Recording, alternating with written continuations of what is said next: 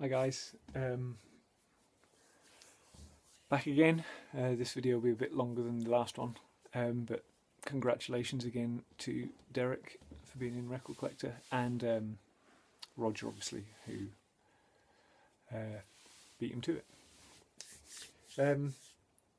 Picked up a few things in the couple of weeks since my last video. Including obviously the latest Bowie picture disc. These seem to be coming thick and fast these days. I think there's another one due out in a few weeks. But it was cool to have that. This is an album I already had. And I bought this hoping to kind of Frankenstein it, but the sleeve on this is knackered, and it's actually, the sleeve on this version is actually slightly different from the version I have. But I bought this because it's the original Plum Atlantic version, and the copy I already had is just the kind of orange and green.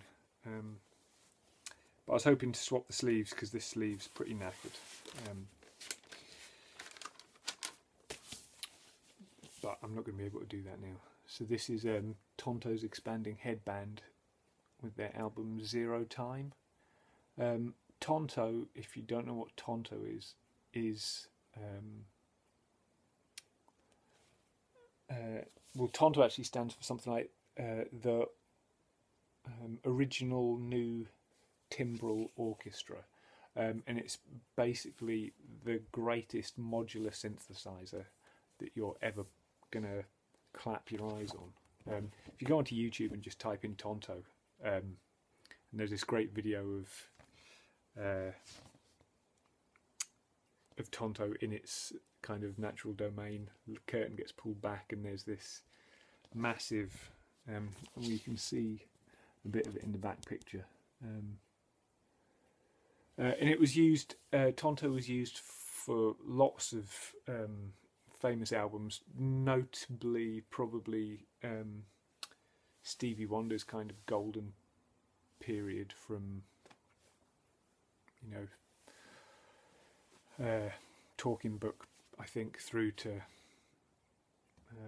through Songs in the Key of Life and Inner Visions, and fulfilling this first finale. But it's an unbelievable machine, and now would cost an absolute fortune to try and recreate. I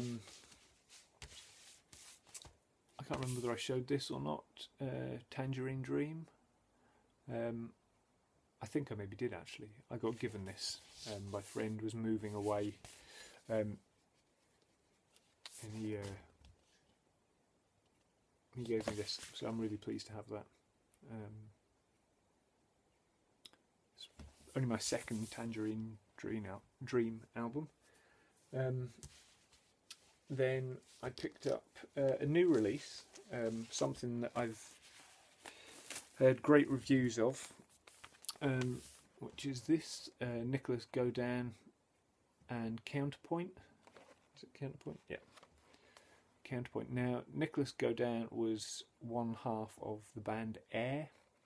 And many moons ago, the other member of Air released a solo album, which I wasn't too taken with. I bought it, but this is really good. It's basically him reinterpreting Bach, for want of a better. And it's not quite strictly true because they're kind of twisted out of shape. But he did I think Bach wrote something called the Well-Tempered Clavier, which was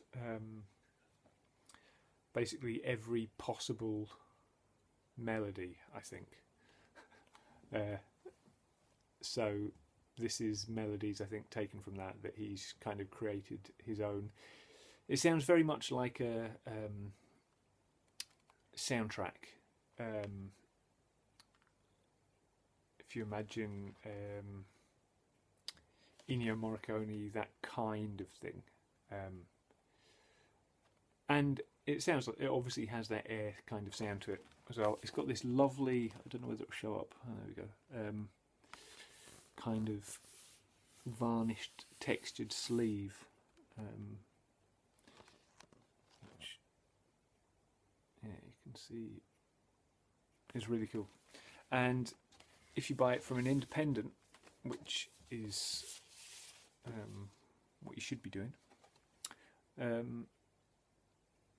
these blue vinyl versions, it's kind of slightly clear blue vinyl, were indie only, so you could only get them from independent record stores. I think it was a limited number of them as well, but I'm not entirely sure how limited. But a great album, and well worth grabbing if you see it. Another one from my Grateful Dead collection, Working Man's Dead. This is the kind of sister piece, I would say, to American Beauty. If you like the band, you're probably going to like this as well. It's one of their more, I don't know, commercially acceptable albums, if that's the thing. This is the first UK press, so the sleeves upside down on the back. Sleeves a bit worn. The disc is nice and clean. Probably help giving it a bit of a clean as well. And oh, it's gone green, but it is orange. It's the original orange Warner Brothers label. So that's me got another keeper for my Grateful Dead. It's a great album, really good. This is the one that's got Uncle John's band.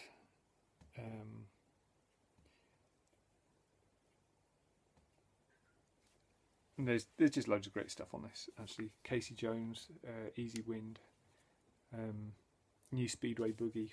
They're all great tracks. But yeah, Grateful Dead, Working Man's Dead. Then I picked up a couple of things off eBay. These both came in a lot together. There was this, which is kind of what have we got here? Kevin Ayers, John Cale, Eno, and Nico. I've not actually listened to this yet, because I listened to the other one that I got with it first. But this is and it also has special guests of Mike Oldfield and Robert Wyatt. So the lineup's pretty good. I think somebody else showed this in the VC recently. Dave, maybe. Dark Dove. And I've wanted it for a while, because that whole Kevin Ayers gong kind of Canterbury scene thing is right up my street. And this is the one that I got with it. This is Music for Films by Brian Eno. I think this was originally released as a promotional only thing that he sent out to film producers, but then it got an actual release, and I think this isn't the promo one.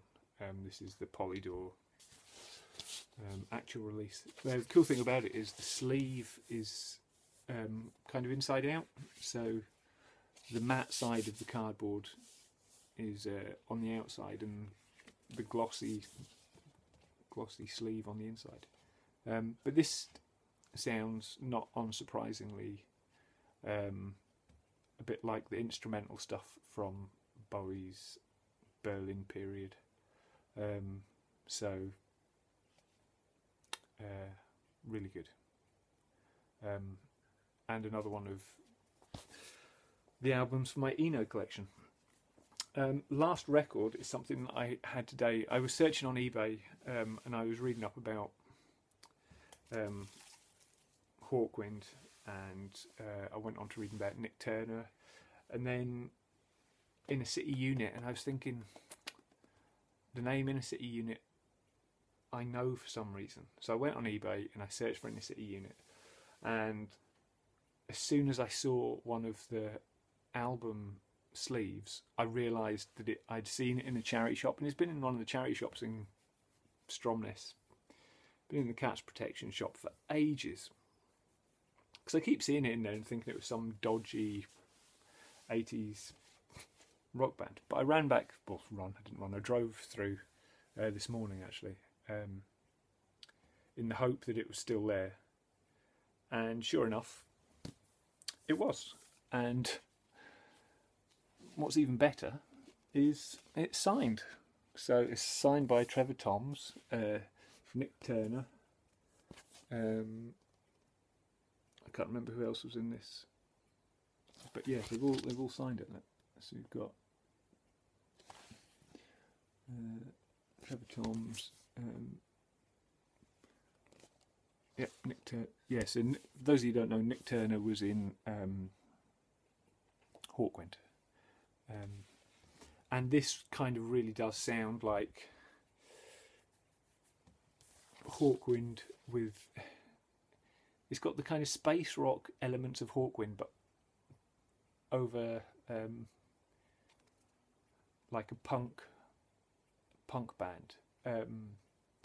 But then it sometimes verges into kind of Roxy Music territory as well.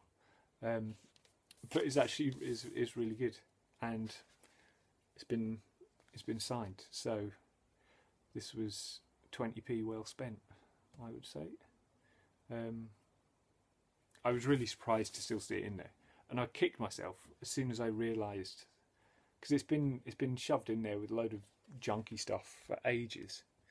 And as I'd flicked through, I had seen Trev Toms, but I just presumed that was maybe, I hadn't looked further down.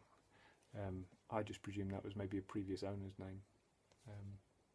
But yeah, on closer inspection, it's actually signed by the band. So that was a great pickup. So that's all the records I've bought. Finally, the only other thing I've got, which I will try and show now, is this,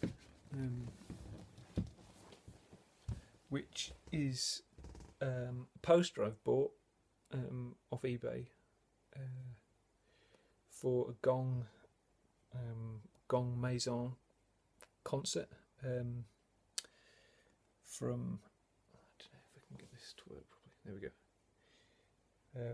From Sheffield University, I presume in the early 90s. They're going to try and get this framed at some point. It's got some what I imagine is possibly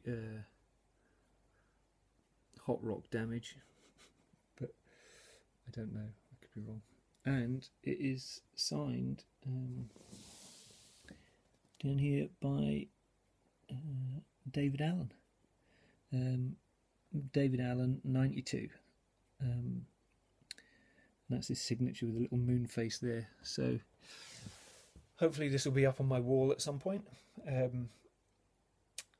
But yeah, when I saw this, I just had to grab it. So yeah, as always, love to hear your comments, and